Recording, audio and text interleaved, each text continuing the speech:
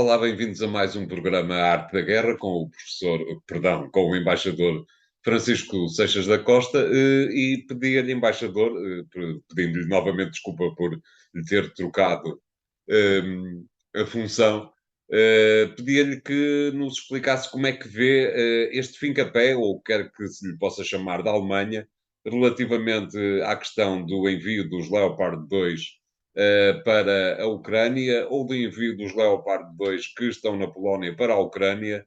Portanto, é uma questão que já se baralhou um bocado e que resulta da falta de nós percebermos, de eu perceber, o que é que faz correr a Alemanha, ou mais propriamente, o que é que faz a Alemanha não correr para lado nenhum. Como é que vê toda esta questão, embaixador? António, nós devemos olhar para esta questão, em primeiro lugar, tendo em conta o papel histórico da Alemanha no quadro europeu.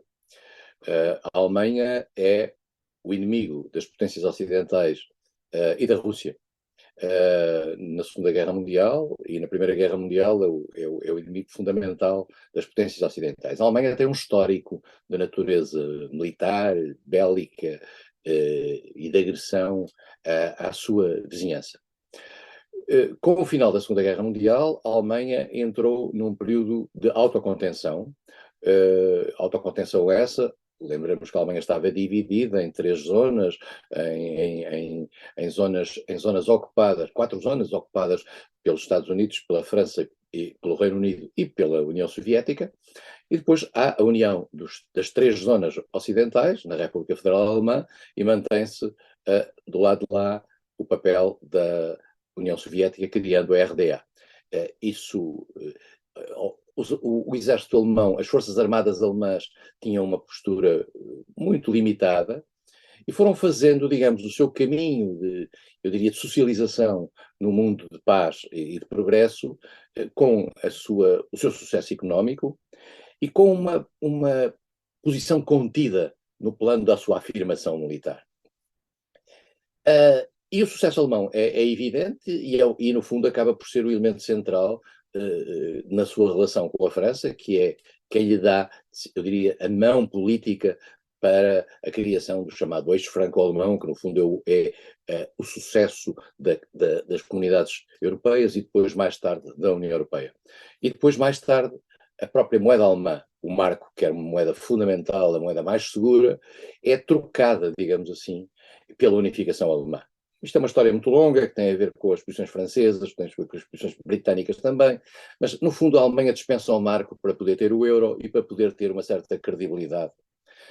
A Alemanha é um sucesso económico e é um sucesso como modelo de posicionamento no mundo. E a Alemanha faz aí uma opção a partir do final da Guerra Fria, a partir do momento em que a União Soviética desaparece e se criam os outros, e que no fundo a Rússia é a sua sucessora. A Alemanha faz parte digamos, é o elemento fundamental da atitude geopolítica e filosófica de uma certa Europa, no sentido de dizer, nós vamos comprar a Rússia pela paz, e vamos comprar a Rússia pelo comércio, e vamos comprar a Rússia por uma maior imbricação nas questões energéticas e tal. E a Alemanha faz aquilo que hoje se vê que é um erro, e que foi um erro, uma dependência, cria uma total dependência energética face à Rússia. Não é total, mas é muito forte. E essa dependência fez com que a Rússia agora funcionasse como um elemento quase de chantagem. A Alemanha, por outro lado, tem também no quadro global uma atitude de exploração daquilo que parecia ser um grande, e parece ser um grande mercado, que era a China.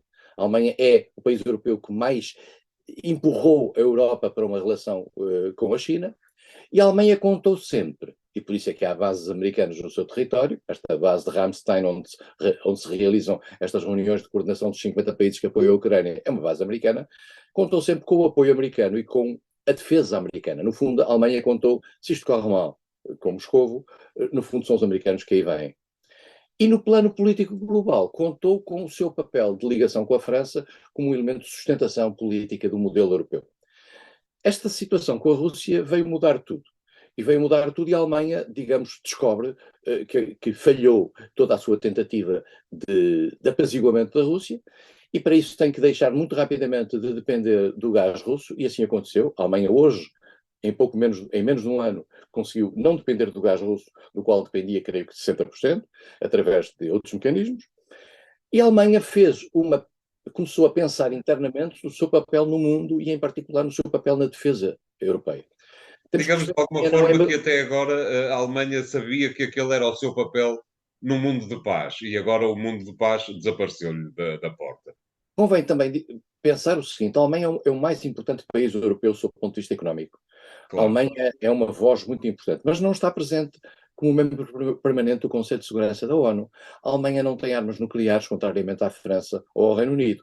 Portanto, a Alemanha tem, por um lado, uma espécie de uma obrigação de vir a jogo em matéria de segurança e defesa e colaborar na segurança e defesa da Europa, e, por outro lado, tem algumas limitações que advêm desses dois papéis institucionais que não tem.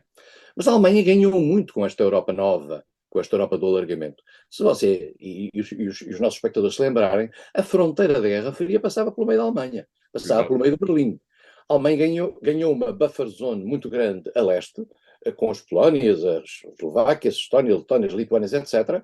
E, portanto, está hoje no meio da Europa com outra proteção. E tem que ter responsabilidades em relação a isso. Os Estados Unidos andaram anos, em particular depois do tempo de Obama, mas também do tempo de Trump, a dizer que a Alemanha tem que vir a jogo para colaborar mais na própria defesa europeia, defesa e segurança europeia. E, em particular, tinha que obedecer àquilo que eram os chamados 2% do PIB que os Estados-membros da NATO deveriam cumprir. Quando os Estados Unidos falavam sempre nos 2% do PIB, etc., falavam para a Alemanha, porque aí é que conta do Claro. ponto de vista financeiro e orçamental. A Alemanha fez essa mudança, decidiu reformular toda a sua política externa. Mas convém dizê-lo que o faz num quadro político interno de, pela primeira vez, ter 3 partidos num governo. Nunca a Alemanha, que tem uma tradição de governos de coligação, tinha tido uma coligação a 3 partidos. E são 3 partidos muito diferentes, e mais do que isso, são 3 partidos mutantes. O Partido dos Verdes, que tem a Ministra dos Negócios Estrangeiros, a Annalena Baerbock, era um partido que foi pacifista, originalmente era um partido criado através do pacifismo alemão, do mais radical pacifismo alemão, e hoje é provavelmente, dentro dos 3 membros que fazem parte, dos 3 partidos que fazem parte do governo, aquele que é mais belicista, eu diria que é mais favorável a um empenhamento, nomeadamente na guerra da Ucrânia. Depois o Partido Liberal está partido mais ou menos, mais a meio, e o Partido Social Democrata, que é um partido histórico na relação externa da Alemanha. Temos que perceber que é o partido de Willy Brandt, é o partido que faz a Ostpolitik, é o partido que tem, apesar de tudo, eu diria, a dignidade histórica da própria esquerda alemã, afastando os comunistas.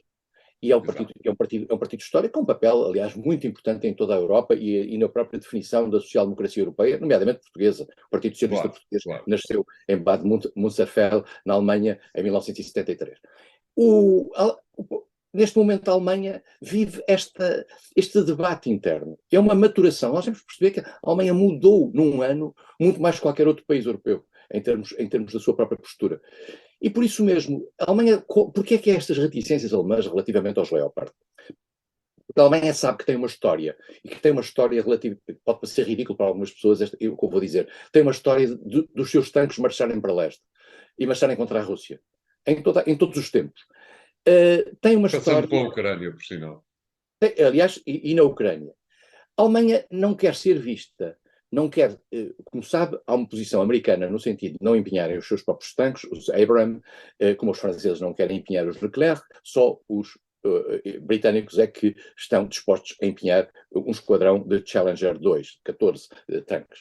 Mas a Alemanha, o que é pedido à Alemanha é que o melhor tanque europeu, que é o Leopard 2, de que há 2.000 exemplares, digamos, dos quais 30 e tal, creio que em Portugal, a Alemanha, é pedido que a Alemanha avance só com esses tanques e que a contribuição em matéria de armas desta natureza seja só com tanques alemães. E a Alemanha tem medo de ser vista como um elemento provocatório para aquilo que pode ser vista por parte de Moscovo como, digamos, um upgrading da guerra. E as pessoas dirão, mas a guerra é a Ucrânia que está a ser esmagada, é a Ucrânia que está a ser vítima de uma invasão russa, não é legítimo estar a limitar a capacidade da Ucrânia de reagir. É legítimo. E eu vou dizer isto com todos cuidado. É legítimo a partir do momento em que haja um risco de que a guerra da Ucrânia passe para um patamar superior e que se deixe de ser uma guerra da Ucrânia e passe a ser uma guerra global, nomeadamente uma guerra NATO-Rússia. E a Alemanha não quer correr o risco de ser vista pela sua decisão de libertar os Leopard 2 como o país, ainda por cima com o seu histórico, que dá esse passo. E por isso mesmo está disponível para avançar, desde que os americanos avancem com os Abrams, desde que os franceses avancem com os Leclerc, desde que haja, de facto, a contribuição britânica com o Challenger. E está disponível não apenas para usar os tanques que tem, mas também para usar os tanques que, entretanto, foi vendendo. Porque, também convém dizê-lo, a Alemanha vendeu muitos tanques, mas a sua capacidade militar nacional é ligeiramente limitada. A Alemanha está muito atrasada em muitos setores da defesa e segurança. E, portanto, também tem um medo de que amanhã, digamos, se houver um upgrading da guerra, a Alemanha não esteja ela própria capacitada para se autodefender. Claro. E ela contou sempre com a defesa dos Estados Unidos. Então, são estas hesitações, que eu sei que são complexas e são, inclusivamente, incompreensíveis para quem vive emocionalmente o problema ucraniano, que, apesar de tudo, a meu ver, devem ser respeitadas e pensadas. Portanto, a pergunta é, embaixador, alguma vez esse conjunto de tanques de origem e fabricação europeia diversa estarão na posse da Ucrânia? Acho que sim, acho que vai acabar. Resta saber se estarão em quantidade suficiente e em número e treino suficiente para poderem ser relevantes na questão. E a questão também está em saber o que é que se pretende com esses tanques. Porque uma coisa é a versão maximalista, que é dar à Ucrânia a possibilidade de libertar todos os seus territórios, incluindo a Crimeia, e a versão mais minimalista, que é no sentido de dizer dar à Ucrânia uma boa posição negocial para poder negociar com a Rússia. E aí há quem diga que considera razoável que a Ucrânia possa, digamos, ter um acordo que implique a cedência de algumas partes do seu território. Algumas pessoas dirão isto é impensável. Pois, mas é impensável, mas apesar de tudo a Ucrânia desde 91 nunca conseguiu encontrar soluções para integrar as minorias russas, que apesar de tudo não eram tanto minorias como isso, eram 17% da população, num modelo institucional interno. E por isso mesmo, se calhar, um determinado compromisso terá que ser feito. Eu sei que isto é muito discutível, que é muito polémico, mas é o que eu penso. Muito bem, vamos fazer aqui o primeiro intervalo do programa de hoje. Voltamos já de seguida. Até já.